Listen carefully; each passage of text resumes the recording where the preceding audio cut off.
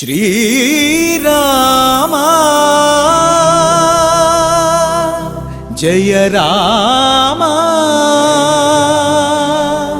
रघुराम।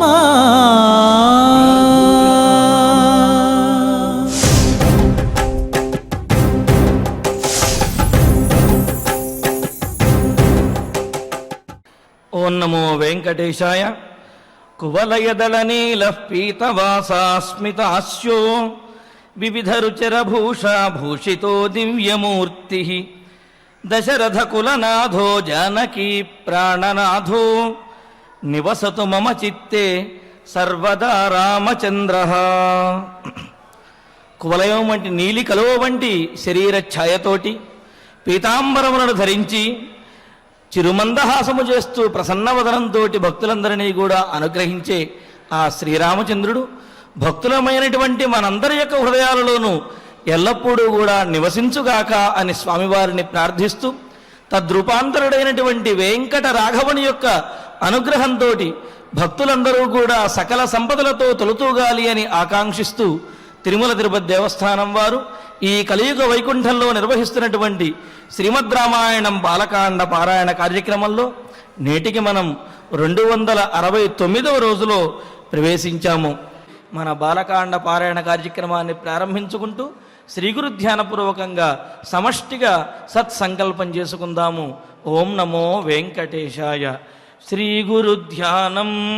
గురుర్బ్రహ్మా గురుర్విష్ణుః గురుర్దేవో మహేశ్వరః గురుః సాక్షాత్ పరం బ్రహ్మ తస్మై శ్రీ గురవే నమః. శ్రీనివాస ధ్యానం. శ్రీ వెంకటాచలాధీశం శ్రియాధ్యాసిత వక్షసం శ్రితచేతన మందారం శ్రీనివాసమహం భజే. అథ సంకల్పః.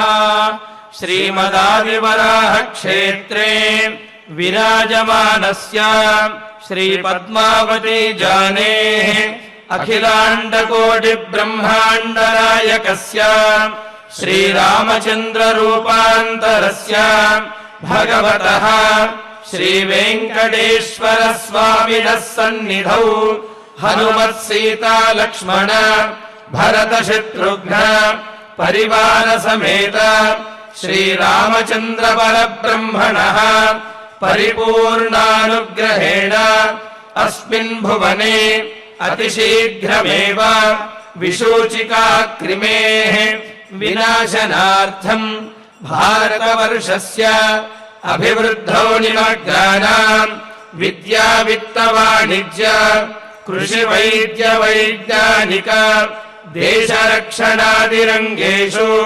విద్యమానానాం ఆస్తిక మహాజనానాం సర్వేషాం సకుటుంబానాం ఆయురారోగ్యైశ్వర్య సద్బుద్ధి ఇత్యాది సర్వశుభఫలప్రాప్త్యర్థం తేషాం సర్వతోముఖాభివృద్ధి ద్వారా శ్రీరామరాజ్యస్య పునర్వ్యవస్థాపనార్థం అనూఢానాం శీఘ్రమేవ వివాహసిద్ధ్యర్థం దంపతీనాం అనుకూల దాంపత్య సిద్ధ్యర్థం సంతానార్థినాం శీఘ్రమేవ సత్సంతాన ప్రాప్త్యర్థం తతః పితృదేవతా ప్రీత్యర్థం గో సంరక్షణార్థం చ సకల సంపత్ప్రదే శ్రీమద్వాల్మీకి రామాయణాంతర్గతే బాలకాండే యథాశక్తి శ్లోక వ్యాఖ్యాన పురస్సరం 37 సర్గ శ్లోక పారాయణం తథా శ్రీ షణ్ముఖ ప్రజ్ఞావర్ధన స్తోత్ర పారాయణం శ్రీ ధన్వంతరి మంత్ర పారాయణం చ అన్యోన్య సాహాయ్యేన ఆచార్య ముఖేన కరిష్యామహే. శ్రీ వాల్మీకి ప్రార్థనా. వాల్మీకిర్ముని సింహస్య కవితావనచారిణః శృణ్వన్ రామకథానాదం को न याति परां गतिं శ్రీ ఆంజనేయ ప్రార్థన యత్ర యత్ర రఘునాథ కీర్తనం తత్ర తత్ర కృతమస్తకాంజలిం బాష్పవారి పరిపూర్ణలోచనం మారుతిం నమత రాక్షసాంతకం. శ్రీరామాయణ ప్రార్థన వేద వేద్యే పరే పుంసి జాతే దశరథాత్మజే వేద ప్రాచేతసాదాసీత్ సాక్షాద్ రామాయణాత్మనా. శ్రీరామ ప్రార్థన ఆపదామపహర్తారం దాతారం సర్వసంపదాం లోకాభిరామం శ్రీరామం భూయో భూయో నమామ్యహం. శ్రీరామచంద్ర పరబ్రహ్మణే నమః. అథ శ్రీమద్ రామాయణే బాలకాండే 37 సర్గః. శ్రీ గురుభ్యో నమః. శ్రీ వెంకటేశ చరణౌ శరణం ప్రపద్యే. శ్రీరామాయ నమః. గృహీత్వా క్షీరమేకాహ్నా సుకుమారవపుస్తదా అజయత్ స్వేన వీర్యేణ దైత్య సైన్యగణాన్ విభుః. కోమలమైనటువంటి అతి మృదువైన సుందరమైన సురుచిరమైనటువంటి శరీరంతో బాలభావంతో ఉన్నటువంటి ఆ బాల సుబ్రహ్మణ్యుడు ఒకరోజు అమ్మ పాలు తాగి చాలా గొప్ప బల పరాక్రమములు కలవాడై దేవతల బాధలనన్నింటినీ తీర్చాడు. సురసేనా గణపతిం తతస్తమతులద్యుతిం అభ్యషించన్ సురగణాః సమేత్య అగ్నిపురోగమాః. సురసేనలు ఆ సేనల యొక్క సమూహములు దానికి పతి అయినటువంటి ఆ స్వామిని అభిషేకించారు దేవతలంతా కలిసి అన్నారు. సురసేనా గణపతి అయ్యేక అభిషేకమా, అభిషేకం అయిన తర్వాత సేనాపత అంటే గమనించండి. పెళ్ళి కుదిరి ఆ కాబోయే భార్యాభర్తలు సంతోషంగా తిరుగుతూ ఉండే సందర్భంలో ఇప్పటికే వీరు దంపతులా అనిపించేలాగా లోకంలో వ్యవహారాలు చూస్తూ ఉంటాం కదా. అంటే మానసికంగా సిద్ధమైపోయిన తర్వాత ఇంకా లౌకికమైనటువంటి ఆ తంతు పెళ్లి తంతు మాత్రంగానే మిగిలింది అన్నట్లుగా ఉంటుంది కదా ఆ వ్యవహారం అంతా. ఎప్పుడైతే ఈ బాలసుబ్రహ్మణ్యుడు ఇంతటి పరాక్రమంతో ఇంత గొప్పగా ఉన్నాడో, భరించలేని బాధలన్నీ ఇంకా తట్టుకోలేని స్థితిలో ఆ దేవతలంతా ఎవరా మనల్ని ఆదుకునేవాడు అని, మన స్వామి ఎవరు అని ఎదురు చూసే తరుణంలో సెకండ్ ఆప్షన్ అంటారు కదా, మరొక అవకాశమే లేని స్థితిలో అప్పటికే నిశ్చయించేసుకున్నారన్నమాట. బాలసుబ్రహ్మణ్యుడే మన స్వామి, మన స్వామినాథుడు. అచ్చంగా ఇదంతా చాలా గొప్పగా వర్ణించారు మహాభారతంలో, స్కంద పురాణంలో, వామన పురాణంలో. అబ్బబ్బబ్బబ్బబ్బ ఏ రకంగా అంటే దీన్ని అంతని చూసి నువ్వే మాకు సేనాపతివి అని నిశ్చయించేసుకుని తదుపరి ఆ పైన మహేశ్వరుడు పరమశివుడు చెప్తాడు, నాయనా ఎంతటి అభిమానం ఉన్నా, మేమందరం మానసికంగా ఎంత సిద్ధమైపోయినా నిశ్చయించేసుకున్నా నువ్వే దేవసేనలకు అంతకి అధిపతివి అని, లౌకికమైనటువంటి ఆ తంతు పూర్తి కాకుండా చెల్లుబాటులోకి రాదు కదా నీ అధికారం. కనుక దేవతల పక్షాన నువ్వు నిలబడి పోరాడాలి అంటే నీకు పట్టం కట్టాలి. కనుక మేమందరం ఇప్పటికే లోపాయికారిగా నిన్ను ఎన్నుకుని నీకు పట్టం కట్టి మా తరపున రాక్షసుల మీదకి దండెత్తడానికి పంపించాలని అనుకుంటున్నాం అని చెప్పి సురసేనా గణపతిం ముందుగానే మానసికంగా సిద్ధం చేసేసుకుని అటుపిమ్మట లాంఛనంగా ఒకానొక తంతులాగా అంటే ఎన్నాళ్ల నుంచో గాఢ స్నేహం, పుట్టినప్పటి నుంచే అనుకుంటున్నాం వీళ్ళిద్దరికీ పెళ్లి చేయాలి అనే కథలు మనకి వేపిస్తూ ఉంటాయి కదా. ఆ మాదిరిగా అప్పటికే నిశ్చయించేసుకున్నటువంటి ఆ వధూవరులు ఒకరి కోసం ఒకరు పుట్టినట్లుగా ఉన్న ఆ కథలో ఎలాగో అదే తీరుగా ఈ దేవతలంతా తమ వెతలు అంతా ఎంతకాలం అని ఎదురు చూసే సందర్భంలో ఈ వెతలను తీర్చడానికి ఒకానొక సమర్థుడైనటువంటి అజేయమైన దివ్యమూర్తి ఆవిర్భవించింది అని సంబరాలు ఉత్సవాలు జరుపుకుంటున్న తరుణంలో మరొకరి కోసం ఎదురు చూస్తారా? చూడరు కదా. కనుక అందరూ కలిసి ఏకగ్రీవంగా మహేశ్వరుడు చెప్పిన దానికి ఓటు వేసి పదండి నదీ తీరానికి అన్నారు, బయలుదేరేశారు. తరువాత అభిషేకం చేశారు. వాల్మీకి రామాయణం ప్రవచనం చెప్పుకోవడమే కాదు, ఒకప్పుడు పారాయణానికి పరిమితంగా ఉండేది. అందులో ఉండే కాస్తో కోస్తో సారం తెలిస్తే మనస్సుకి ఉత్సాహం వస్తుందని పెద్దల చేత చెప్పిస్తూ ఉండేవారు. గంటో 2 గంటలో, ఇంకా ఓపిక తీరిక ఉన్నటువంటి మహనీయులు 9 రోజులో రామాయణ నవాహం అని చేస్తుండేవారట. కానీ మన తిరుమల తిరుపతి దేవస్థానం, మన శ్రీవారు పాలకుల్లో ప్రవేశించారో ఏమో, ప్రతి అక్షరాన్ని ప్రతి చిన్ని అంశాన్ని కూడా ఈ వేదికతో స్వామినే సాక్షిగా పెట్టుకుని లోకానికి అంతకీ అందించాలి, పంచిపెట్టేయాలి, తరగని సంపదకు వారసుల్ని చేయాలి అని చేసినటువంటి ఒకానొక సంకల్పానికి పూర్తి ఆకారమే ఈ కార్యక్రమం. కనుక శ్రీమద్ రామాయణం ఒకప్పుడు పారాయణం, మరొకప్పుడు కొద్దిగా ప్రసంగం, రామాయణ ప్రసంగాలు, రామాయణోపన్యాసాలు అనే పేరుతో ప్రస్తుతం ప్రవచనం అన్నదానిలోనే ఉంది అర్థమంతా.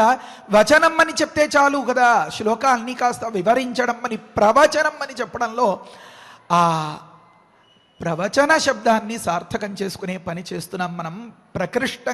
ప్రకర్షగా అని దానికి అర్థం చెప్తారు. పూర్తిగా విడమరచి ప్రతి పిల్లవాడు కూడా శైశవ దశ నుంచి, చిన్నప్పటి నుంచి ఇది విన్నటువంటి ప్రతి తల్లిదండ్రులు ఒళ్ళో పడుకోబెట్టుకున్నటువంటి పిల్లవాడి దగ్గర నుంచి, నాయనా ఈ కథ ఇలా జరిగింది, సుబ్రహ్మణ్యుడు అలాంటి వాడు, పార్వతీదేవి అలాంటిది, పరమశివుడు అటువంటి వాడు, రామాయణంలో ఇంతింతటి రహస్యాలు ఉన్నాయి అని చెప్పగలిగేలాగా ఒక్కొక్క వాల్మీకి మహర్షి అయ్యేలాగా సాగుతోంది కదా మన కార్యక్రమం.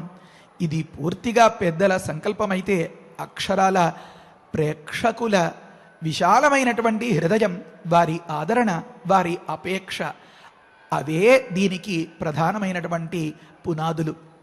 సరే, ఏ అంశం చెప్పదలుచుకున్నామంటే, వాల్మీకి చెప్పినటువంటి మహర్షి ఉపదేశానికి వ్యాఖ్యానాలుగా ఉన్నాయి మిగతా గ్రంథాలు అని పెద్దలు చాలాసార్లు చెప్తారు. మనం కూడా చాలాసార్లు అనుకున్నాం.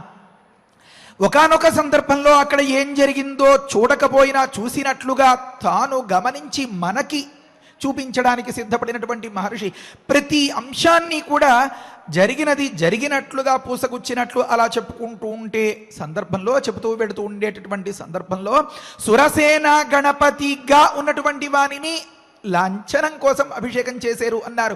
ఈ ముందు వెనకలు, ముందు అభిషేకం అయ్యేక సురసేన గణపతి అని అందామా?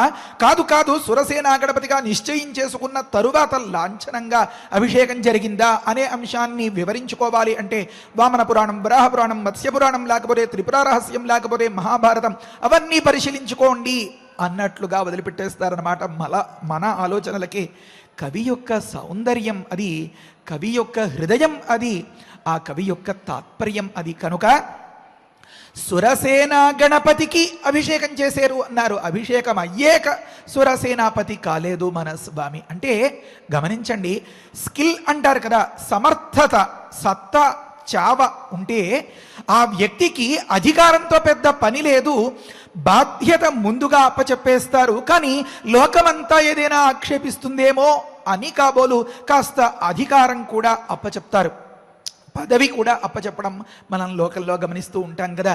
ముందుగానే నిశ్చయించేసుకోవడం, ఆ తర్వాత అంటే పేరు ఖరారు చేసుకున్న తర్వాత 10 మందిలో ప్రకటించడం అన్నట్లుగా 10 మందిలో ప్రకటించడం కోసం 10 మంది అక్కడ ఉన్నది కోట్ల దేవగణాలు, ఋషిగణాలు, యక్షులు, గంధర్వులు, ఇవన్నీ నిన్నటి రోజున మనం చెప్పుకున్నాం కదా. ముందు ఒకరు, వెనుక ఒకరు, ఈ పక్కన ఒకరు పట్టుకుని ఆ కలశలతో అభిషేకం చేస్తూ ఉంటే ఆ నదీ తీరంలో చాలా వైభవంగా జరిగినటువంటి ఆ అభిషేక ప్రక్రియ. అసలు అభిషేక ప్రక్రియలోనే అంతటి గమ్మత్తు ఉందన్నమాట. ఈ అభిషేక ప్రక్రియ కాకుండానే ఇంత మహిమ చూపిస్తున్నటువంటి ఈ బాలసుబ్రహ్మణ్యునికి నిజంగానే మంత్రపురస్సరంగా శాస్త్రోక్తంగా అభిషేకమే కనుక జరిగితే ఇంకెలా ఉంటుంది అని గమనించాడో ఏమో ఆ పరమశివుడు. పదండి అని చెప్పి ఆ తీరానికి తీసుకెళ్ళి దేవతల అందరి సహాయంతో కలిపి అభిషేకం చేసేరట. గమనించండి, అంటే పెద్దలు ఏ ఒక్కరిని ఎక్కడ తక్కువ చేయరు. నా కొడుకు ఇదంతా నా ఇష్టం, నాకు నచ్చినట్లు అని అంటే నువ్వు నీ కొడుకు ఏదో పడండి అని చెప్పి చిన్నబుచ్చుకుని పాపం మిగతా వాళ్ళందరూ వెళ్ళిపోయారేమో. పరమశివుని యొక్క సంకల్పంగా ఇది మహాభారతాదుల్లో మనకి కనిపిస్తూ ఉన్నా ఆ పరమశివుడు తన వారిని అందరినీ కలుపుకుని అంతా తలో చెయ్యి వేసి ఇంటింటికో పువ్వు ఈశ్వరునికో మాల అన్నట్లుగా వీరందరూ వారి వారి కలశలతో కలిపి ఆ స్వామికి అభిషేకం చేస్తే శాశ్వతమైనటువంటి స్వామి అయ్యాడు, మనకు నాథుడు అయ్యాడు. స్వామినాథునిగా లోకంలో కొనియాడబడుతున్నాడు మన బాలసుబ్రహ్మణ్యుడు. ఈ భావాలన్నీ ఎవరివో తెలుసా? మన రామయ్యవి. అందుకనే రామలక్ష్మణకరాంబుజార్చితం అని మొదలుపెట్టి ఒక దండపాణి మనిషం విభావయే అని చాలా మహనీయమైనటువంటి ఒక 5 శ్లోకాలు ఉంటాయి. దానిలో చెప్తారు ఎంతంతటి గొప్ప రహస్యం అంటే శృంగేరి జగద్గురువులు ఇప్పటి జగద్గురువులకి పూర్వులైనటువంటి అభినవ విద్యాతీర్థులు చెప్పినటువంటి రహస్యాలన్నీ ఆ శ్లోకాల్లో ఉన్నాయి. అంటే ఈ కథ విన్న తర్వాత రామయ్య లక్ష్మణస్వామి సుబ్రహ్మణ్యేశ్వరుణ్ణి మనస్సులో సుప్రతిష్ఠితం చేసేసుకున్నారన్నమాట. ఆ బాలసుబ్రహ్మణ్యుణ్ణి ఆరాధించడం అనేది దైనందిన జీవితంలో ఒక భాగం అయిపోయింది అన్నమాట.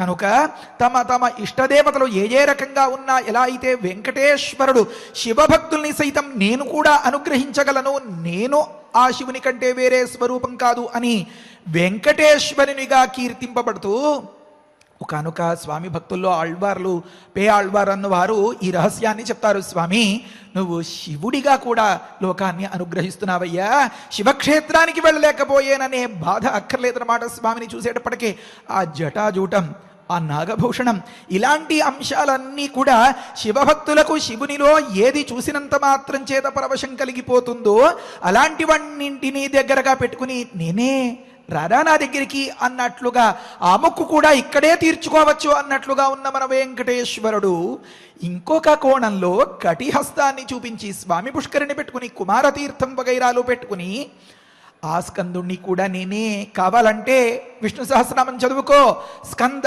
స్కందధర ధుర్య అలాంటి పేర్లతో వ్యవహరింపబడుతున్నాడు అన్నమాట. అలాంటి వెంకటేశ్వరుడు వెంకటరామునిగా రామగోవిందునిగా లోకంలో చాలామంది పేర్లు పెట్టుకుంటారు కదా.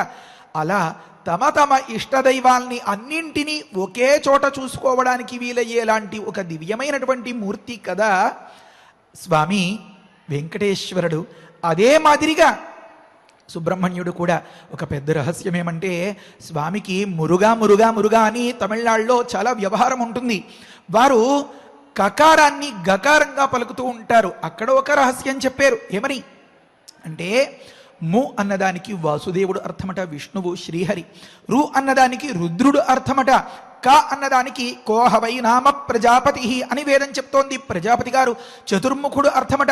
ఇవన్నీ కూడా ఏదో దే తిరుమల తిరుపతి దేవస్థానములు అని చెప్పడం కోసం ఆద్యక్షరాల్ని అంటారు. మొదటి ఉన్నటువంటి అక్షరాల్ని అన్నింటినీ కలిపి నేనే ఆ స్వరూపాన్ని అని చెప్పడం కోసం అలా త్రిమూర్తి స్వరూపంగా మురుగా అని వ్యవహరిస్తూ ఆ నామాన్ని పెట్టుకుని మురుగా అని వ్యవహరింపబడుతున్నాడు అన్నమాట. అంటే తాత్పర్యమేమి, త్రిమూర్తులను అంటే క్రియేషన్ ఎక్కడైతే ఉంటుందో, సృజనాత్మకత నిలబెట్టగలిగేటటువంటి శక్తి ఎక్కడ ఉంటుందో, మనకి వద్దు అనుకున్న దాన్ని తుడిచివేయగలిగినటువంటి లయశక్తి ఎక్కడైతే ఉంటుందో, ఈ 3 స్వరూపాలని విడివిడిగా గమనిస్తే బ్రహ్మ విష్ణు మహేశ్వరులు అని అనుకుంటాం కదా. మనలో ఒక సృజనాత్మకతను రేకెత్తించి కలిగినటువంటి దాని వల్ల ఒక గొప్ప ప్రయత్నాన్ని పుట్టించి ఆ ప్రయత్నానికి ఫలితంగా మనలో ఏదైనా ఒకానొక ప్రతిభ ఒకానొక జయం కలిగితే దాన్ని శాశ్వతంగా నిలిపి అక్కరలేని దీనికి ప్రతిబంధకంగా ఉండేటటువంటి దురాలోచనలని అన్నింటినీ లయం చేసేటటువంటి ఆ గురుర్ బ్రహ్మ, గురుర్ విష్ణు, గురుర్ దేవో మహేశ్వర అనబడేటటువంటి ఆ త్రిమూర్తి స్వరూపం ఏ పరమ గురువైతే ఉన్నారో ఆ సుబ్రహ్మణ్య సర్వగురు అన్నట్లుగా ఆ గురుస్వరూపాన్ని నేనై నీ గుండెల్లో దాగి ఉన్నాన్రా, గుండె గుహలో దాగి ఉన్నటువంటి నన్ను గురు గుహ అని కీర్తించమని ముత్తుస్వామి దీక్షితుల వారి ద్వారా లోకానికి ఉపదేశం చేసినటువంటి మహనీయుడు మన స్వామినాథుడు, మన సుబ్రహ్మణ్యుడు, మన కుమారస్వామి. కనుక ఒక్కరిలోనే అందరినీ చూసుకోగలిగేటటువంటి శక్తి చాలా అరుదైనటువంటి స్వరూపాల్లో ఉంటుంది. ఎలా అయితే వెంకటేశ్వర స్వామిగా మనం అనుకున్నామో, అందుకనే స్కంద విష్ణువాత్మికా శక్తి వెంకటేశ ఇతి స్మృత అనే పురాణాన్ని కూడా మనం ఉదహరించుకున్నాం. ఆధారాలు లేకుండా మనం ఏది మాట్లాడుకోకూడదు కదా, అందుకనన్నమాట. కనుక స్కందుడు అని వ్యవహరింపబడేటటువంటి ఏ దివ్యమూర్తి అయితే ఉందో, మీకు విష్ణు విష్ణు విష్ణు విష్ణు అంటే ఏ ప్రీతి కలిగించేటటువంటి ఆ దివ్యమూర్తి ఉందో అది నేనే అని చెప్తున్నారు కదా. స్కంద విష్ణు ఆత్మిక అంటే ఆ స్వరూపంగా ఉన్నటువంటి ఒకానొక శక్తి స్వరూపమే. దానికి పేరు పెడితే వెంకటేశ అని. ఆ శ్రీవారు మనల్నందరినీ పరిపూర్ణంగా అనుగ్రహిస్తే దానికి పర్యవసానమే ఈ రకమైనటువంటి ప్రక్రియ, ఈ ఉపాసనం. దీనికి పర్యవసానం శాశ్వతమైనటువంటి ఆనందం, అనంతమైనటువంటి సుఖశాంతులు మనకు, మన వారసులకు కూడా. సరే, ప్రకృతంలో పరమశివుడు అందరినీ కలుపుకుని చక్కగా అభ్యసించన్ కలిసి చేశారు ఆ కార్యక్రమాన్ని అని చెప్పడం కోసం అలా చెప్తున్నారు అన్నమాట. సురగణాహ సమేత్య, ఇది కూడా ఒక గొప్ప అభిప్రాయం. అంటే నేనంటే నేను అని అందరికీ ఆ గొప్ప అనుభవించాలి అని మనస్సులో ఉంటుంది. ఎవరు ఎక్కువో వారిని, ఎవరైతే తక్కువతనంతో భావిస్తున్నారో, బాధపడుతున్నారో ఆ ఆత్మన్యూనతాభావానికి అవకాశం లేకుండా కలుపుకోగలిగితే నిజంగానే వారు ఎంతటి మహనీయులు కదా. కనుక సమేత్య, అందరినీ కలుపుకుని అందరితో కలిసి, మళ్ళీ ఇంకొక మాట, అందరితో కలిసి చేయాలి కదా అని చెప్పి మరి ముఖ్యమైనటువంటి కార్యక్రమాన్ని, అంటే ఉదాహరణకి పెళ్లికి వచ్చినటువంటి వారు అందరినీ బ్రహ్మస్థానంలో కూర్చోపెట్టి పంతులు గారితో పాటు మీరు కూడా పెళ్లి చేయించండి అని అంటామా? అనం కదా. అగ్నిపురోగమాహ, ఎప్పుడు ఎవరు ఎక్కడ దేనికి ఎంతవరకు ముందు ఉండాలో వారిని ఎలా ముందు పెట్టుకుంటేనే మనకి జయం కలుగుతుందన్నమాట. కనుక అగ్నిపురోగమాహ, ఇంతటి వ్యవహారానికి అంతకీ కూడా ఒకానొక మూల సూత్రధారి అగ్నిదేవుడు కదా. ఎందుకంటే అందరూ కలిసి అగ్నిదేవుడు ఆ పృథివిని ముందుకు తోసేరు. నువ్వు ధర కనుక, నువ్వు భరించేదానివి కనుక, విశ్వంభర కనుక నువ్వు భరించు ఈ తేజాన్ని అని అక్కడి నుంచి అగ్నిదేవుడికి వచ్చేస్తే ఈ అగ్నిదేవుడు కూడా తట్టుకోలేని పరిస్థితిలో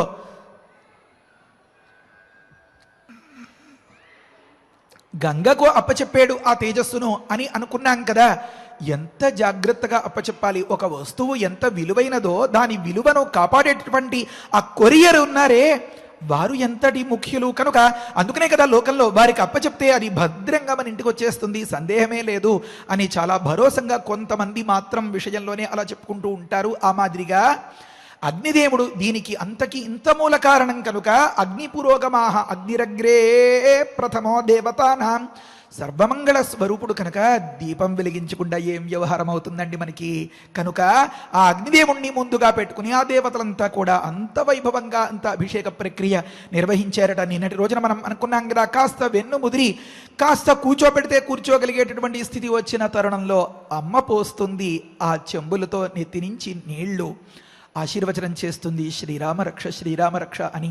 కొంతకాలానికి తను పిల్లవాడిగా ఉండే దశలో పొందినటువంటి ఆ అభిషేకాన్ని తమ పిల్లలు చేస్తుంటే ఆ షష్ఠ్యబ్ద పూర్తి ఇలాంటి ఉత్సవాల్లో ఆ పెద్దలు అనుభవిస్తారు. దానిలో ఉండేటటువంటి గొప్ప మహత్తు ఇంత అంతా కాదు. అందుకనే మనం ఎప్పుడు ఎక్కడ ఏ నవగ్రహ పూజ మొదలైనవి చేసుకున్నా సరే, నవరాత్రి దీక్షలు వగైరాలు చేసుకున్నా సరే, కలశస్థాపనం చేసి ఆ కలశోదకంతో అభిషేకించుకున్న తరువాతనే ఆశీర్వచనం వగైరాలు అవన్నీ చెప్తారన్నమాట. చాలా గొప్ప మహాద్భుతమైనటువంటి ఫలితాన్ని ఇచ్చేది కలశలతో అభిషేకం చేయడం అనేది. కనుక అభ్యసించన్ సురగణ, చాలా ఎన్ని రహస్యాలో గమనించాలి. అంటే ఇంతకుముందు షట్కృత్తికలు ఆ పిల్లవాడికి స్నాపయన్ కృత్తికాహ అని ఒక దగ్గర మనం అనుకున్నాం వెనుక, అది స్నానం అంటే ఒక రకంగా ఒళ్ళు కడుక్కోవడం అన్నమాట. మరి అభిషేకం అంటే ఏమో అంటే ఇప్పటి వాళ్ళందరూ చాలా ఆసక్తిగా ఎంతో ఆహ్లాదంగా ఇష్టపడేటటువంటి స్నానం ఉంది కదా, షవర్ కింద చేసే స్నానం. అభిషేకం అన్నమాట. శేకం అంటే తడవడం, అంతటా తడిసేలాగా పైనుంచి ఆ షవర్లోంచి నీళ్లు పడుతూ ఉంటే ఉదయం నుంచి సాయంకాలం దాకా పడినటువంటి ఆ శ్రమంతా ఒక్కసారిగా పోతుంటే హాయిగా దాని కింద స్నానం చేసి బయటకు వచ్చినటువంటి ఆ వ్యక్తి ముఖంలో ఎంత గొప్ప ప్రశాంతత కనిపిస్తుంది. ఆ దివ్యశక్తి దేనివల్ల వచ్చింది అంటే కళ్ళెదురుగా ఆ ఫ్రెష్నెస్ అంటారు కదా, ఆ ప్రత్యేకత కనబడిపోతూ ఉంటుంది. ఆ అభిషేకంలో ఉండేటటువంటి మహత్తు అది అన్నమాట. అన్ని వైపుల నుంచి నీరు పడేలాగా చేయించడాన్ని అభిషేకం అంటారు. ఇంతకుముందు స్నాపయన్ అన్నప్పుడు దాన్ని ఒళ్ళు కడుక్కోవడం, శరీరాన్ని శుభ్రం చేయడం. ఇది ఒకానొక దివ్యమైనటువంటి తేజస్సు తమకు కలిగేలాగా చేసేటటువంటి ప్రక్రియ అభిషేకము అని అన్నమాట. కనుక అభ్యసించన్ సురగణా సమేత్య అగ్నిపురోగమాహ ఇంతవరకు చెప్పిన తర్వాత ఏషతే రామ గంగాయా విస్తరోభిహితో మయా కుమార సంభవశ్చైవ ధన్య పుణ్యస్తథైవ చ. విశ్వామిత్రుల వారు ఎంత హాస్యం అంటే ఎంత పెద్ద జోక్ చేస్తారంటే, రామా నువ్వు త్రిపథగా నది అంటే ఏమి చెప్పండి గురుగారు అన్నావు కదా. చెప్పానయ్యా. ఏషతే రామ గంగాయా విస్తర, గంగ గురించి చాలా వివరం చెప్పానయ్యా అన్నారు. రాముడు ఒక్కసారి అలా సందేహంగా చూస్తాడు. అవునా, మీరు ఇంతవరకు చెప్పింది గంగ గురించా? గాంగేయుని గురించి ఇలా ఉందే. ఓహో అలా వచ్చావా, అయితే చెప్పబోతాను. ఇంకా చెప్పేసినట్లే అన్నట్టుగా చెప్పడంలో ఉద్దేశం ఏమి అంటే, అసలు విషయం నీకు చెప్పదలుచుకున్నది స్కంద జననమయ్యా, ఇది ఇంకా కొద్దిసేపట్లో చెప్పబోతాను. మరి ఇంతవరకు చెప్పిన దానిలో ఒకలా ఆలోచిస్తే అభిహిత అంటే చెప్పేసినట్లుగానే కనిపిస్తుంది కదా. అంటే అలాంటి దివ్యమైనటువంటి తేజస్సు అక్కడి నుంచి అలా స్కన్నమై ఒక దగ్గరకు వస్తే అది ఒక దగ్గర నుంచి అలా కిరటాలతో ఒక దగ్గరికి చేర్పించింది అని చెప్పుకున్నటువంటి ఈ కథలో గంగ యొక్క వైభవం నువ్వు గమనించావు కదా. ఆ గంగ యొక్క సారం కూడా కలిస్తేనే కదా ఈ విధమైనటువంటి లోహాదులన్నీ ధాతువులన్నీ లోకంలో ఏర్పడ్డాయి. కనుక రమ గంగ అంటే నువ్వు కోరుకున్న దాన్ని అంతని చక్కగా సిద్ధింపచేసేది అని అర్థం. కనుక నువ్వు కోరుకున్న దాన్ని నువ్వేమి, దేవతలు కోరుకున్న దాన్ని దేవతలేమి, చిట్ట చివరికి తారకాసురుడు కోరుకున్న దాన్ని కూడా. ఆ మాటలో అర్థం ఏమంటే, తారకాసురుడు ఇది వల్ల కాదు, ఇది కుదరదు అని కదా కోరుకున్నాడు. కనుక ఆ కోరికని అచ్చంగా అలాగే తీర్చడానికి వచ్చినటువంటి ఆ దివ్యమంగళమూర్తి సుబ్రహ్మణ్యేశ్వరుడు ఇది ఎన్నటికీ జరగదు అనుకున్న దాన్ని ఖచ్చితంగా జరిపించి చూపించగలిగినటువంటి దివ్యశక్తి. ఆ దివ్యశక్తి గంగ ఆ చేయూతతో, గంగ యొక్క పాత్రతో పరిపూర్ణమైంది. కనుక నువ్వు కోరిన దాన్ని అంతని నిండుగా సిద్ధింపచేసేటటువంటి ఒక దివ్య లక్షణం కలిగినటువంటి ఒకనొక గంగ యొక్క విస్తరం గురించి సుబ్రహ్మణ్యేశ్వరావిర్భావ రూపంగా నీకు కాస్త వివరించేనయ్యా. ఇంకాస్త వివరించబోతాను. సగరులు మరి వారి వృత్తాంతం, భగీరథ ప్రయత్నం. అబ్బో, గంగ ఆ పైనుంచి పడుతూ ఉంటే పరమశివుడు ఒక కాలు ముందుకి వేసి కాసుకోండి రెడీగా అన్నట్లుగా ఉన్న తరుణంలో ఆ గంగ పైనుంచి పడుతుంది. శివుడు తన జటాజుటంలో కట్టేస్తాడు. అమ్మో, గంగావతరణం చాలా బాగుంటుంది. అయితే సరే, ప్రకృతంలో ఏషతే నామ గంగాయా విస్తర అభిహిత మయ, గంగ గురించిన విస్తారమైన అంశాన్ని చిన్ని ప్రాయంగా, సూత్రప్రాయంగా, బీజప్రాయంగా అంటారు కదా, అలాగా చెప్పాను రామా నేను. ఇంకొకటి కూడా చెప్పాను. ఏమది అంటే కుమార సంభవశ్చైవ, కుమారుని యొక్క సంభవం కూడా చెప్పాను రామా నేను నీకు. ఈ కుమార సంభవం ఎటువంటిదో తెలుసా? ధన్య పుణ్య తథైవచ అని చెప్తున్నారు అన్నమాట. ఈ కుమార జననం, స్కందోత్పత్తి, స్కందుని యొక్క ఆవిర్భావం, ఆ సుబ్రహ్మణ్యేశ్వరుని యొక్క లీలా వైభవం ఎవరైతే వింటారో, కంటారో, చదువుతారో, తలుచుకుంటారో వారందరినీ కూడా ధన్యుల్ని చేస్తుంది రామా. ధనం అర్హతి ఇది ధన్య అంటారు. ఈ లోకంలో ప్రతి ఒక్కరూ అరులు చాచి ఎప్పుడు వస్తుందా అని కోరుకుంటూ ఉండేటటువంటిది ధనం. అయితే అంటే అది ఒక్కొక్కరికి ఒక్కొక్కలాగా ఉంటుంది కదా. అందకుండా ఎక్కడో షెల్ఫ్లో ఉన్నటువంటి ఒకనొక తినుబండారమే పిల్లవాడి పాలిట ధనం, ఎక్కడో దూరంగా కనిపించేటటువంటి ఒకనొక బుడగ వాడి పాలిట ధనం, మరి ఒక ఇల్లాలి పాలిట ఒక రకమైనది ధనం, ఒక ఇంటాయనికి ఒక రకమైనది ధనం, వీరందరికీ కలిపి ఒక రకమైనది ధనం. ఈ రకంగా ఎవరికి ఎప్పుడు ఏ రకంగా ఏ విధమైనటువంటిది ఎంత స్థాయిలో కావాలని కోరుకుంటూ ఉంటారో అలాంటి ధనాన్ని తెచ్చిపెట్టేది రామ ఇది. కనుక కుమార సంభవశ్చైవ ధన్య పుణ్యస్తథైవ చ అంటారు. అక్కడ చెప్తారు దీనికి ప్రతీకగా ముందుగా రాసిన మాట దగ్గర ఆఖ్యాన శ్రవణ ఫలముక్తం అంటారు. ఇంతవరకు చెప్పినటువంటి ఈ కథ ఉందే దీనిని ఆఖ్యానము అంటారు. ఈ ఆఖ్యానాన్ని శ్రవణం చేస్తే వచ్చేటటువంటి ఫలితం ఈ మాటలో చెప్పబడుతోంది అని దానికి అర్థం అన్నమాట. రామా, ఈ కథ వింటే 2 రకాల లాభాలు వస్తాయి. ఒక లాభమేమో ప్రతి వారికి ఉండేదే, నాకు ఇప్పుడే కావాలి అని ఒక రకమైన పట్టుదల ఉంటుంది. కొన్ని విషయాల్లో మాత్రం స్వామి నాకు ఎప్పటికీ కావాలి అని ఉంటుంది. అంటే జన్మ జన్మలకి అన్నమాట. ఒకానొక గాఢానురాగం కలిగినటువంటి ఒకానొక ఇల్లాలు భర్త యొక్క ఆ మోచేతి దగ్గర నుంచి గట్టిగా పెనవేసుకుని తల భుజానికి ఆనించుకుని ఆ నడకలో ఆ మనసులో ఊసులు చెప్తూ ఉండే సందర్భంలో జన్మ జన్మలకి నువ్వే నాకు భర్తగా రావాలి అనే మాటలో ఎప్పటికీ కావాలి అని ఉంది కదా. అందుకనే సమాజుషా సంప్రజయా సమగ్నే వర్చసా పునః సంపత్ని పత్యాహంగచ్చే సమాత్మా తనువా మమ అని ఇల్లాలి యొక్క మనస్సులో మాట బయట పెట్టి ఆశీర్వచనం పొందేలాంటి సందర్భంలో వేదం ఉపదేశిస్తున్నటువంటి ఒకానొక మాట, అనేన పత్యా పునః పునః పత్ని భూత్వా సంగచ్చే, జన్మ జన్మలకి నాకు ఈ సౌభాగ్యం కావాలి అని కోరుకుంటూ ఉంటారే. అలా ఎప్పటికీ కావాల్సినటువంటి ఫలితం ఒక రకంగా ఉంటుంది, అప్పటికి కావాల్సిన ఫలితం ఒక రకంగా ఉంటుంది. కనుక అప్పటికీ ఎప్పటికీ కావాల్సినటువంటి ఆ 2 విధములైనటువంటి ఫలితాల్ని ఈ స్కందజననం విన్నవారందరికీ కూడా కలిగిస్తాడు ఆ స్వామి రామ. కనుక కుమార సంభవశ్చైవ ధన్య పుణ్యస్తథైవ చ, ఇది పుణ్యప్రదము అన్నారు. పుణ్యం అనేది ఇంకా మన చేతిలోకి రానటువంటి ఒకానొక ధనరూపం అన్నమాట. అది కరెన్సీ మాదిరి, అది చెల్లుబాటులోకి రావాలి అంటే డబ్బు ఎవరిని సుఖపెట్టలేదు కదండి. ఆ డబ్బు వల్ల వచ్చినటువంటి వస్తువులు సుఖపెడతాయి. కనుక వస్తువు మీద ప్రేమ కొద్దీ ఆ వస్తువు మనకి ఎలా అయితే చిక్కుతుందో ఆ వస్తువుని కొనుక్కునేటటువంటి డబ్బు కోసం ఆరాట పడతారు అందరూ. లేకపోతే దాన్ని సంపాదించుకోవడం, దాన్ని జాగ్రత్త పెట్టడం, లేకపోతే వగైరాలు ఇవన్నీ కూడా లెక్క పెట్టుకోవడం కూడా శ్రమే. అందుకనే మిషన్లు వచ్చేసేయండి, అది కూడా అంత ఈజీ కాదు, సులువు కాదు. కనుక ఇప్పుడు ప్రేమ ప్రీతి దేని మీద, అపేక్ష దేని మీద అంటే వస్తువుల మీద, విషయాల మీద. ఆ విషయాల్ని మనకు తెచ్చి పెట్టేది కనుక మనకి సాధ్యమవుతుంది. కనుక దానిని సాధించి పెట్టేటటువంటి డబ్బు మీద మక్కువ. ఆ రకంగానే ఇప్పటికీ అందుబాటులోకి వచ్చేటటువంటి భార్య, పిల్లవాడు, ఇల్లు, వాకిలి, మంచి ఉద్యోగం, వాహనం ఇలాంటివన్నీ ఏవైతే ఉన్నాయో వీటిని ప్రసాదించేది రామ. మరొక మాట, ఇవి ఎప్పటికీ శాశ్వతమైనటువంటి సుఖాన్ని ఇస్తూనే ఉండాలి అంటే ఫేట్ లైన్ అంటారు కదా. ఆ ఫేట్, ఆ అదృష్ట రేఖ, ఆ భాగ్యరేఖని కలిగించేటటువంటి పుణ్యాన్ని కూడా ఇది ఇస్తుంది రామా.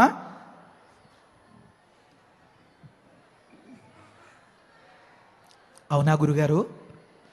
అయితే సుబ్రహ్మణ్యేశ్వరుని యొక్క ఆ దివ్యానుగ్రహం పొందాలంటే మేమేం చేయాలంటారు?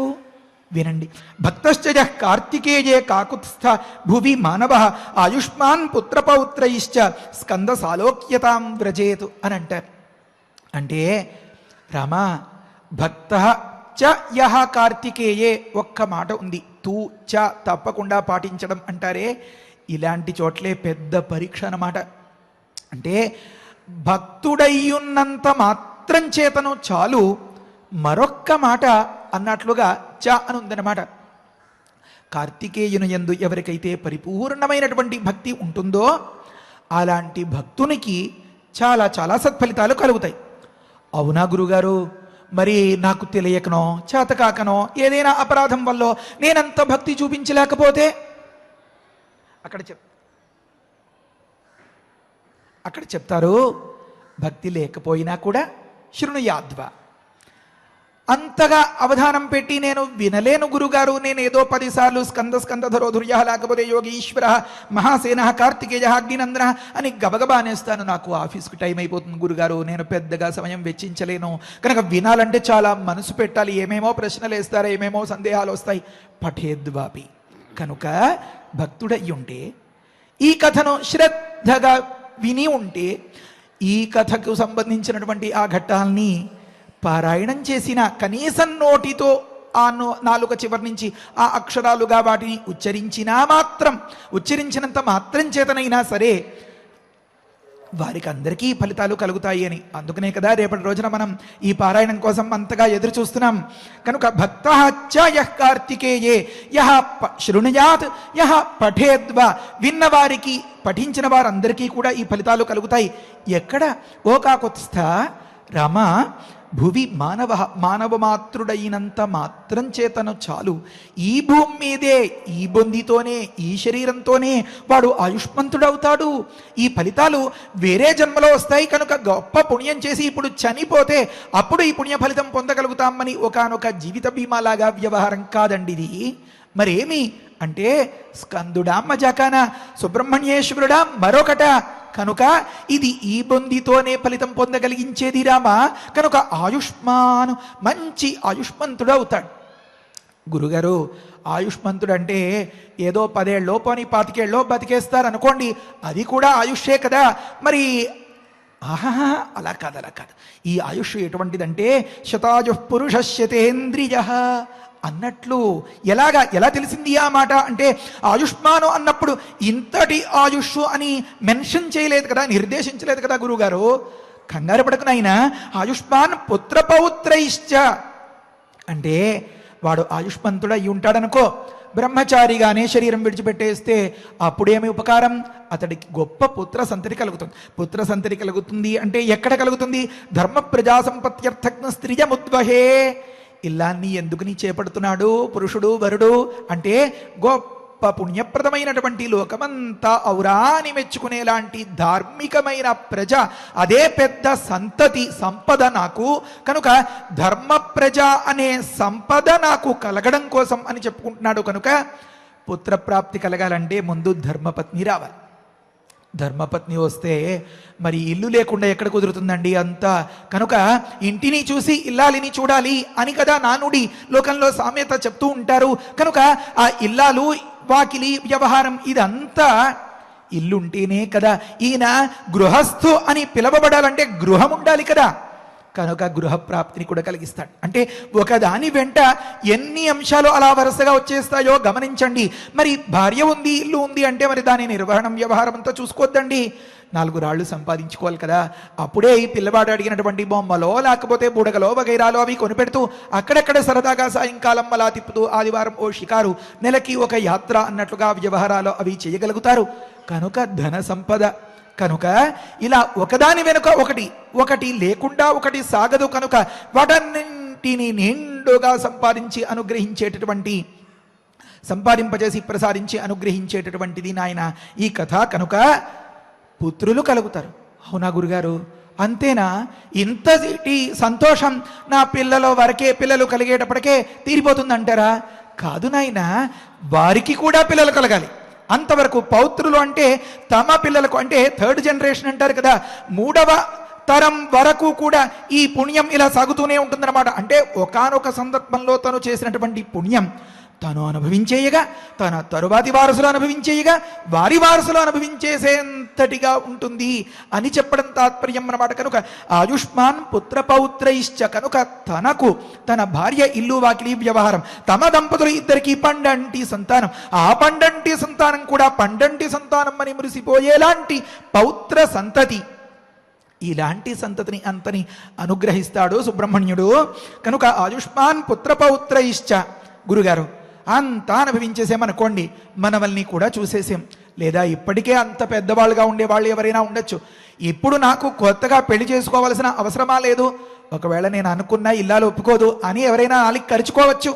నాకు పిల్లలు కూడా కలిగేశారు, నాకేమి ఈ సుబ్రహ్మణ్య కథతో సంబంధం అని అనిపించవచ్చు. వారికి కూడా పిల్లలు ఉండవచ్చు. అంటే పుత్రపౌత్రాదులతో సమృద్ధిగా ఉన్నటువంటి ఒక పెద్ద తాతగారు ఉన్నారనుకోండి, మరి వారి పరిస్థితి ఏమి?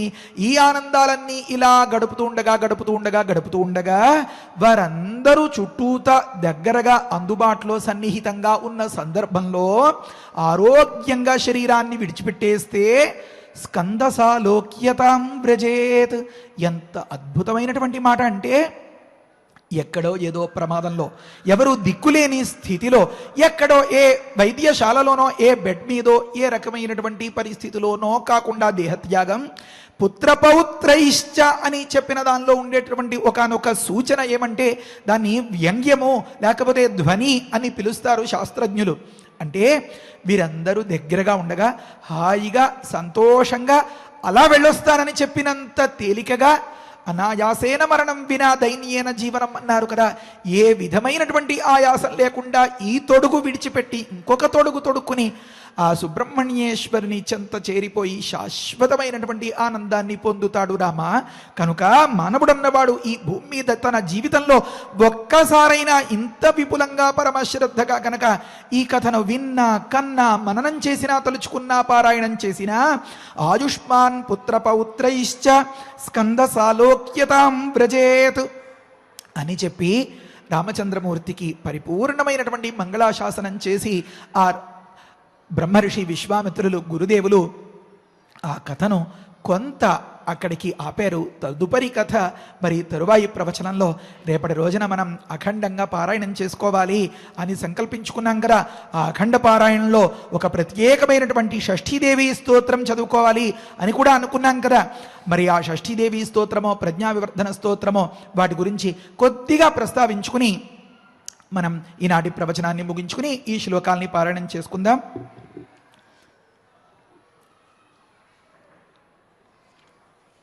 స్వామి షష్ఠీదేవి స్తోత్రం కాగితం మీ దగ్గర. సుబ్రహ్మణ్య సుబ్రహ్మణ్య సుబ్రహ్మణ్య పాహిమ. ఒకానొక సందర్భంలో శంకరులు చెప్తారు, ఎంత గొప్పగా చెప్తారంటే, స్వామి నీకు 6 ముఖాలు కదా, ఒక్కొక్క ముఖానికి 2 కళ్ళుంటాయి కదా, నీ కళ్ళు చెంపకి చారడేసు కదా, అంటే 6 ముఖాలకి 2 కళ్ళు అంటే 12 కళ్ళు నీకు.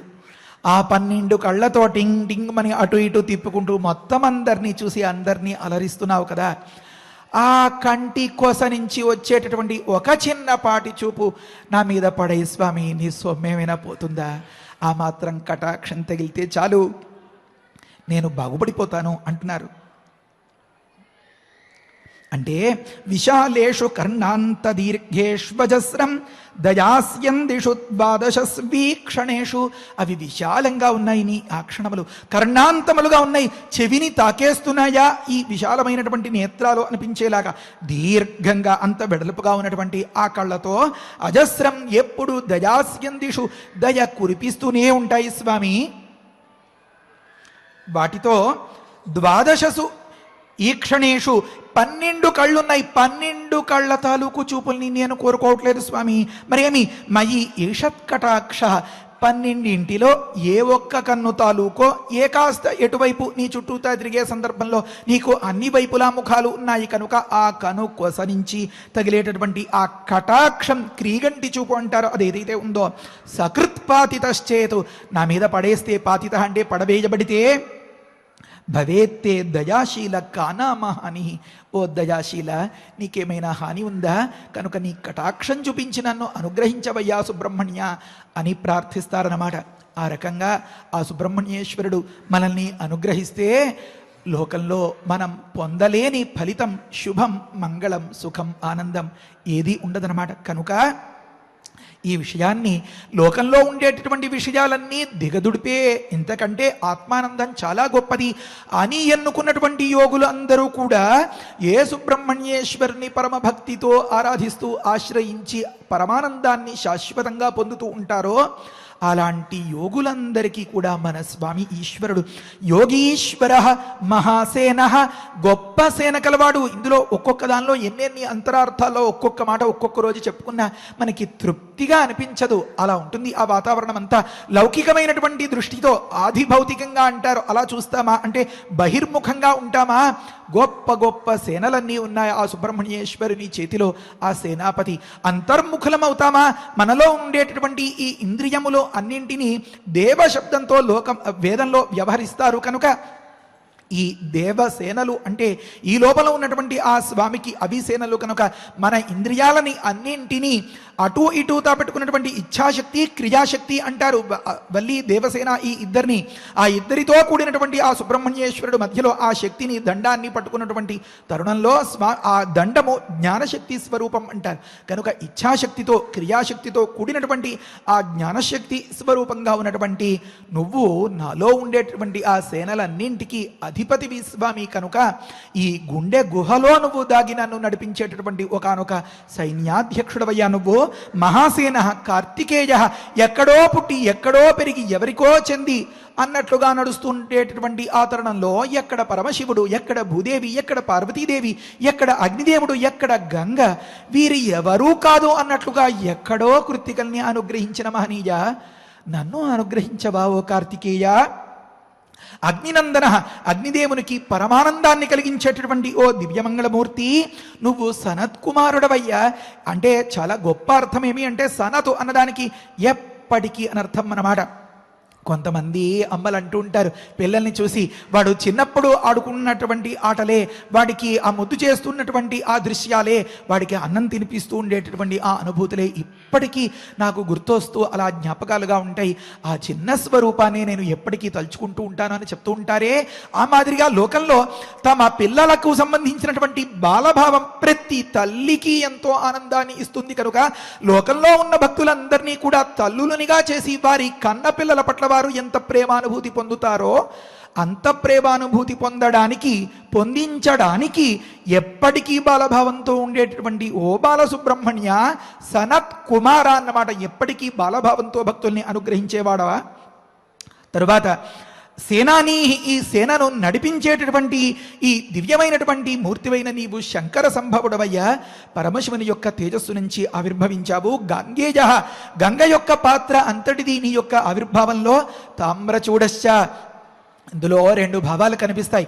తామ్ర అన్నదానికి ఎర్రగా అని అర్థం అన్నమాట. చూడ అన్నదానికి రెండు తాత్పర్యాలు.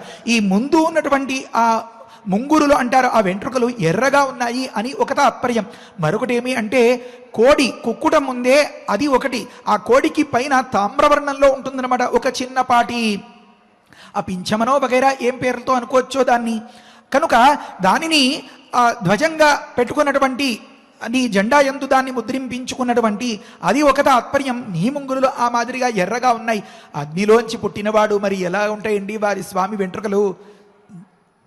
కనుక ఆకేశ సంపద అటువంటిది. నువ్వు సదా బ్రహ్మయందు పరమానందమందు రమిస్తూ సంచరిస్తూ ఉంటావు కనుక నువ్వు సదా బ్రహ్మచారివయ్యా. కనుక ఆ బాలభావంతో ఉండి సుబ్రహ్మణ్యుడు అనుగ్రహిస్తాడు కనుక లోకంలో సుబ్రహ్మణ్యేశ్వరుని కోసం పరమప్రీతిగా పరమాన్నాలు చేసుకోవడం, ఆ పరమాన్నాన్ని పరమానందంగా బ్రహ్మచారులకు వడ్డించడం మనం గమనిస్తూ ఉంటాం. గొప్ప సంప్రదాయం అన్నమాట బ్రహ్మచారి భోజనం. సుబ్రహ్మణ్యేశ్వర ప్రీతి కోసం అని నువ్వు శిఖిధ్వజుడవయ్యా. ఆ మయూరాన్ని వాహనంగా చేసుకుని నువ్వు అలా అలా లోకాన్ని అంతని కూడా ఉద్ధరిస్తూ రక్షిస్తూ ఉన్నావు. అదే మాదిరిగా నువ్వు తారకారిహి, గొప్ప తారకుడు అనేటటువంటి ఆ శత్రువుని విధ్వంసం చేసినటువంటి హతమార్చినటువంటి యోధుడవు, మహనీయుడవు. నువ్వు ఉమాపుత్రుడవు. నువ్వు అదే మాదిరిగా క్రౌంచము అనేటటువంటి ఒకానొక పర్వత రూపంలో ఉన్నటువంటి ఒకానొక రాక్షసుణ్ణి వధించినటువంటి వాడవు. నువ్వు షడాననుడవు అని ఈ రకంగా చెప్తారు. శబ్ద బ్రహ్మ సమూహశ్చ, సకలమైనటువంటి వేదరాశి, సకలములైనటువంటి మంత్రములు లోకంలో ఏ శబ్దశక్తి ప్రధానంగా లోకాన్ని అంతని ఉద్ధరిస్తున్నాయో అది ఒక సంకేతంగా, ఒక యంత్ర రూపంగా, ఒకనొక తావీదు రూపంగా, రకరకాలుగా వగైరాలుగా ఆ శబ్దశక్తి అంతా అది నీ స్వరూపం స్వామి. కనుక శబ్ద బ్రహ్మ సమూహం నువ్వు అనుకున్నది ఎప్పటికీ దూరం కాదు. నిన్ను కోరిన వారందరికీ కూడా దూరం కాకుండా ఉండేంతటి సిద్ధిని ప్రసాదించే సిద్ధుడవయ్యా నువ్వు. సారస్వత గుహ సనత్కుమారో భగవాన్. గుహ అనే మాట తెలుసు. ఈ హార్దము ఆకాశము అంటారు. హార్దాకాశంలో ఉండేటటువంటి స్వామి సనత్కుమారో భగవాన్ అన్నప్పుడు ఈ త్రిపుర రహస్యంలో మాట అర్థం చేసుకోవాలి అన్నమాట. అంటే భగవాన్ అంటే 6 విధములైనటువంటి ఐశ్వర్యములను పరిపూర్ణంగా ప్రసాదించేటటువంటి ఏ సనత్కుమార స్వరూపం ఉందో ఆ స్వరూపం నీది. అందుకనే షణ్ముఖుణ్ణి ఆరాధిస్తే ఐశ్వర్యస్య సమగ్రస్య ధర్మస్య యశసః శ్రియ అని చెప్పినట్లుగా సమగ్రమైనటువంటి ఆ మేనేజ్మెంట్ స్కిల్స్, సమగ్రమైనటువంటి సిరి సంపదలు, సమగ్రమైనటువంటి విద్య, సమగ్రమైనటువంటి జ్ఞానం, సమగ్రమైనటువంటి ఏ బలహీనతలు లేకుండా ఉండేలాంటి వైరాగ్యం, ఇదంతా కూడా 6 విధములైనటువంటి ఫలితాలు కలుగుతాయిట. కనుక షణ్ముఖుడు అన్నారు. 6 రకములైనటువంటి ఐశ్వర్యాలు కలవారిని మాత్రమే భగవాన్ అంటారు. కనుక ఆ భగవాన్ సనత్కుమారుడైనటువంటి వాడివి నువ్వు. అందుకనే భగవాన్ సనత్కుమార తం స్కంద ఇత్యాతక్షరే అనే ఛాందోగ్యం మనకి ఈ రహస్యాన్ని ఉపదేశం చేస్తోందన్నమాట. ఈ రకంగా నువ్వు శ్రవణంలో పుట్టేవు. మిగతా నామాలు దాదాపుగా మీకు అందరికీ పరిచయం ఉన్నవే. సకలములైనటువంటి అరాతుల్ని ప్రమథనం చేసేవాడివి. ఏ విధంగా ఎవరికి పట్టు లేకుండా అందరినీ దూరం చేయగలిగినటువంటి, శత్రు నివారణం చేయగలిగినటువంటి మహనీయమూర్తి నువ్వు అని చెప్పడం తాత్పర్యం అన్నమాట. అక్కడ ఒక చిన్న మాట చెప్తారు శంకరులు, అదొక్కటి చెప్పి మనం ముగించుకుందాం. ఏమనంటే, స్వామి సహస్రాండభోక్త ఆత్మజా శూరనామా హత, రకరకాల భయంకరములైనటువంటి ఈ బ్రహ్మాండాల్ని అంతని ఒక ముద్దలాగా మింగేయగలిగినటువంటి సమర్థులైన దుర్మార్గులు రాక్షసులు ఉన్నారు, వారిని చంపేవు నువ్వు. ఆ శూర పద్ముడు లేకపోతే సింహముఖుడు తారకాసురుడు వీరు సోదరులు, ఇదంతా చెప్తారు. అలాగే తారక సింహవక్త్రశ్చ దైత్య, స్వామి బ్రహ్మాండాన్ని ముద్దగా చేసుకుని మింగేలాంటి దుర్మార్గులైన రాక్షసుల్ని చంపి పారేసి వారిని దూరం చేసేవే. మమ అంతర్హృది స్థితం, నా యొక్క చిన్ని గుండెలో ఉన్నటువంటి మనఃక్లేశమేకం, చిన్ని కష్టాన్ని పోగొట్టడానికి నీకేమైనా పెద్ద ప్రయత్నం కావాలా? కొండల్ని పిండి చేసేలాంటి రాక్షసుల్ని పిండి చేసి అవతల పారేసిన వారికి చిన్న గుండె గుహలో నా చిన్నిపాటి కష్టాన్ని పోగొట్టడం నీకేమంత పెద్ద పనా స్వామి? కనుక నువ్వే కాదంటే నహంసి ప్రభో, నువ్వు దూరం చేయకపోతే కింకరోమి వయామి, నువ్వు కాదంటే నేను ఎక్కడికి పోతాను, నాకు వేరెవరు దిక్కు అని ఆ స్వామిని పరిపూర్ణమైనటువంటి ఇష్టంతో ప్రార్థించి అనంతమైనటువంటి సత్ఫలితాన్ని పొందుతారు అని పెద్దలంతా ఉపదేశం చేస్తారు. ఆ విధమైనటువంటి ప్రజ్ఞావర్ధన స్తోత్రం. మరి సమయం అయిపోయింది. షష్ఠీదేవి స్తోత్రం గురించి రేపటి రోజున కొద్దిగా ప్రస్తావన చేసుకుందాం. దాని ముందర అది అనంతమైనటువంటి ఫలితాన్ని ఇచ్చేది, పిల్లలకి పరిపూర్ణమైనటువంటి సంక్షేమాన్ని కలిగించేది. మాతా శిశు సంక్షేమం కోసం ఈ ప్రపంచం మొత్తం మీద ఏదైనా ఒకానొక మంత్రం ఉంది, అది కూడా సులువుగా అందరూ వినగలిగేలాంటిది, వినడానికి యోగ్యమైనది అని అంటే అది షష్ఠీదేవి స్తోత్రంగా కనిపిస్తోంది. అలాంటి ఎన్నో మహనీయములైనటువంటి మహామహిమాన్వితములైనటువంటి అంశాల్ని రేపటి రోజున మనం పారాయణం చేసుకోబోతున్నాం. దాన్ని అంతనీ శ్రద్ధతో మనం సఫలం చేసుకోవాలి అని ఆ స్వామిని వేడుకుంటూ ఈనాటికి ఇంతటితో ఉపసంహారం చేద్దాం. హరయే నమః. స్వస్తి. పారాయణ చేసుకున్నాము. గృహీత్వా క్షీరమేకాహ్నా సుకుమారవపుస్తదా అజయత్ స్వేన వీర్యేణ దైత్య సైన్యగణాన్ విభుః సురసేనా గణపతిం తతస్తం అతులద్యుతిం అభ్యషించన్ సురగణాః సమేత్య అగ్నిపురోగమాః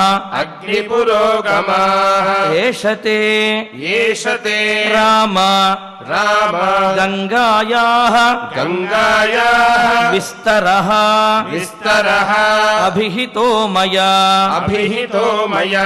కుమారసంభవశ్చైవ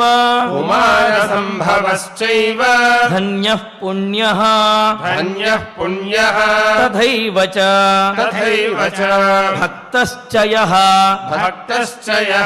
కార్తికేయే కాకుత్స్థ భువి మానవః ఆయుష్మాన్ పుత్రపౌత్రైశ్చ స్కందసాలోక్యతాం వ్రజేత్ ఇత్యార్షే శ్రీమద్ రామాయణే బాలకాండే సప్తత్రింశః సర్గః.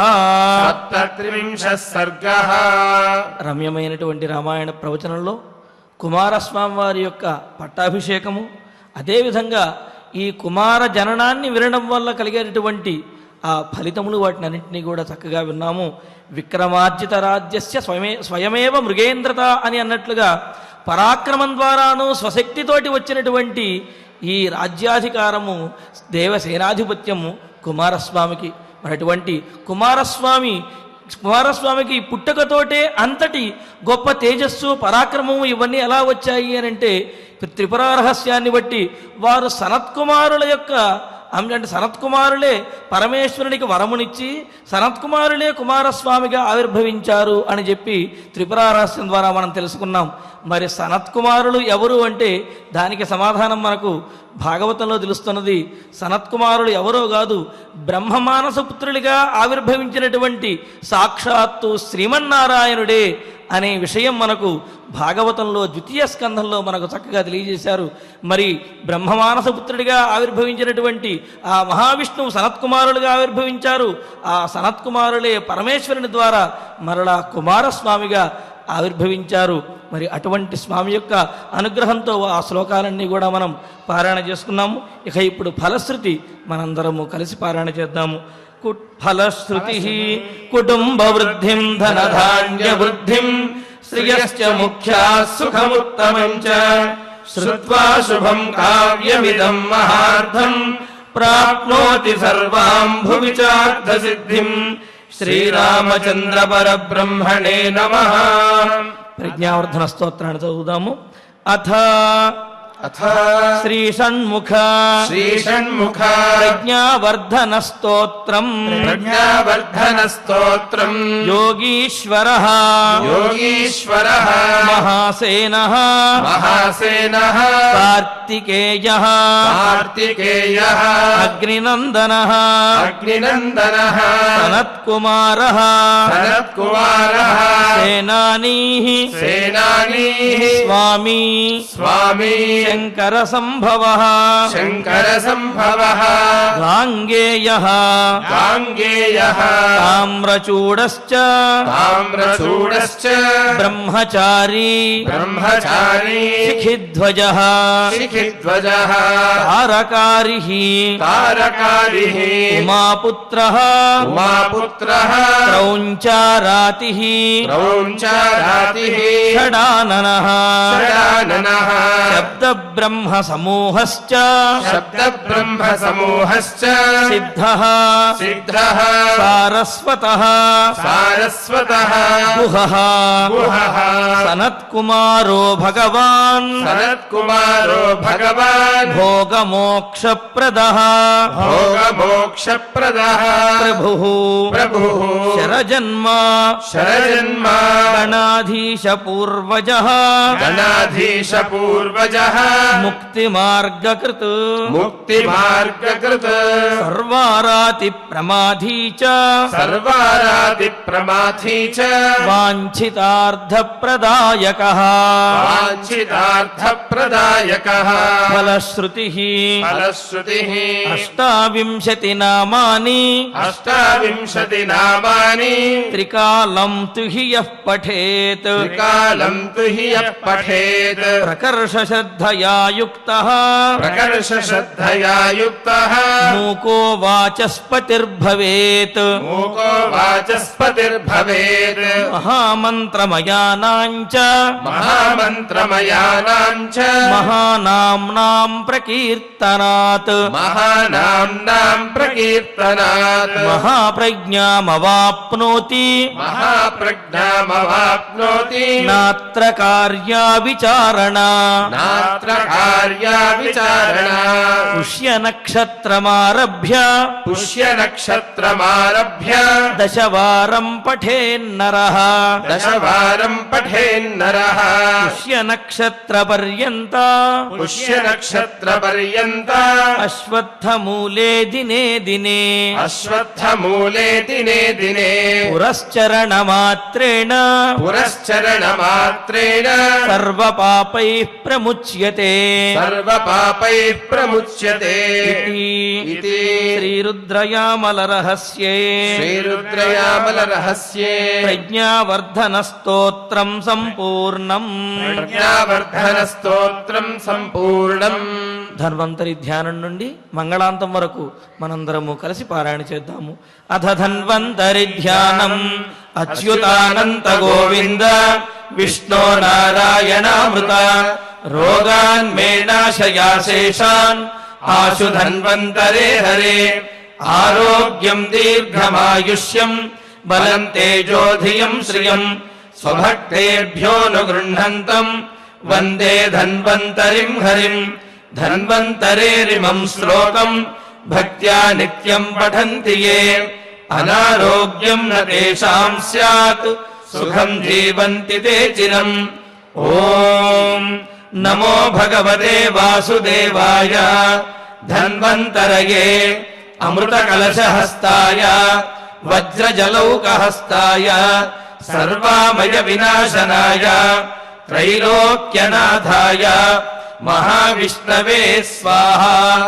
ఓం వాసుదేవాయ విద్మహే సుధాహస్తాయ ధీమహి తన్నో ధన్వంతరి ప్రచోదయాత్.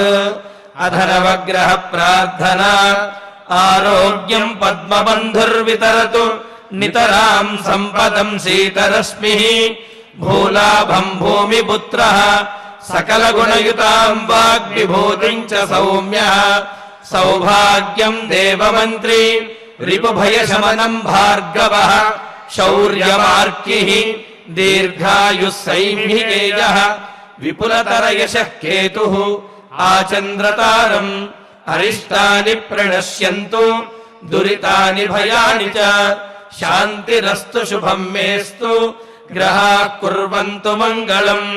అధ క్షమా ప్రార్థనా యదక్షరపదభ్రష్టం మాత్రాహీనం చ యద్భవేత్ తత్సర్వం క్షమ్యతాం దేవ నారాయణ నమోऽस्तुతే. అధ భగవత్సమర్పణం కాయేన వాచా మనసేంద్రియైర్వా బుద్ధ్యాత్మనా వా ప్రకృతే స్వభావాత్ కరోమి యద్యత్ సకలం పరస్మై నారాయణాయేతి సమర్పయామి. అధ మంగళం శ్రియః కాంతాయ కళ్యాణ నిధయేర్థినాం శ్రీవేంకట నివాసాయ శ్రీనివాసాయ మంగళం.